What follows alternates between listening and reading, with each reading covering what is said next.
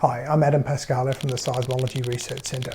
This week I'm starting a series on earthquakes around Australia, going state by state. And the first state I'm going to look at is New South Wales, including the Australian Capital Territory. Since records began, we've recorded thousands of earthquakes throughout New South Wales, with the earliest documented earthquake being a magnitude 3 at Port Jackson in Sydney in 1788. Since then, we've recorded about 30 earthquakes over magnitude 5 throughout the state and about 100 earthquakes between magnitude 4 and 5. The largest magnitude earthquake recorded in New South Wales was magnitude 5.6. Actually, there were several magnitude 5.6, but the most well known is the magnitude 5.6 earthquake that devastated the city of Newcastle in 1989.